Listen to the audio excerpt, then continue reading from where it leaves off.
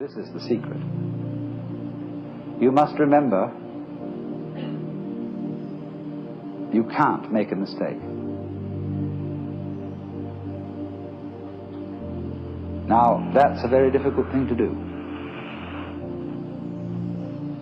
Because from childhood up, we have had to conform to a certain social game. And if you're going to conform to this game, you can make mistakes, or not make mistakes. And so, this thing has gone into us all the time. You must do the right thing. There's certain conduct appropriate here, there's certain conduct appropriate there. And that sticks in us, and gives us a double self all our lives long, because we never grow up. Do you realize that the whole of life plays a game, which is a childhood game? There are three kinds of people: top people, middle people, and bottom people.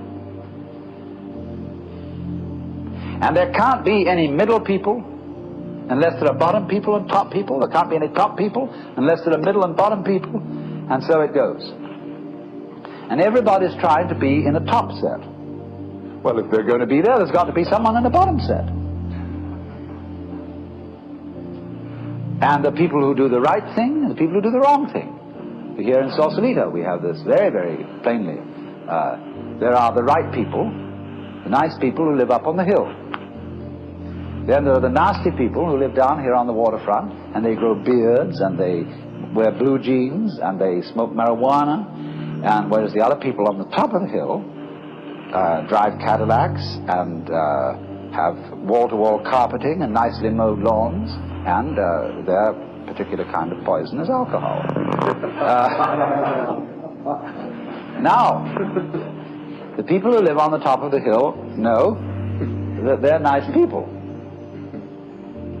But they wouldn't know they were nice people unless they had some nasty people to compare themselves with.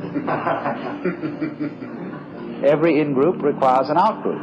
Whereas the nasty people think they are the real far-out people. Whereas those people, those hillbillies, are squares.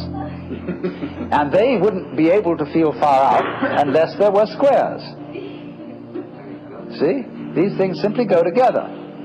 But when that is not seen, we play the games of getting on top of things all the time.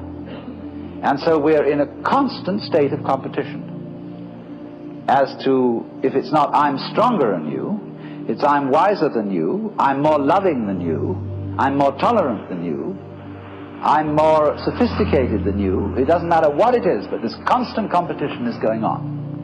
In terms of that competition, we can, of course, lose place, and in that sense make mistakes. But what a Zen student is a person who is not involved in the status game. That's the real meaning of a monk. He is not keeping up with the Joneses.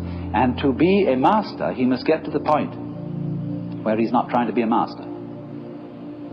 The whole idea of your being better than anybody else simply doesn't make any sense at all. It is totally meaningless. Because you see everybody manifesting the marvel of the universe in the same way as the stars do, and the water, and the winds, and the animals. And you see them all as being in their right places and not being able really to make mistakes, although they may think they're making mistakes or not making mistakes and playing all these competitive games.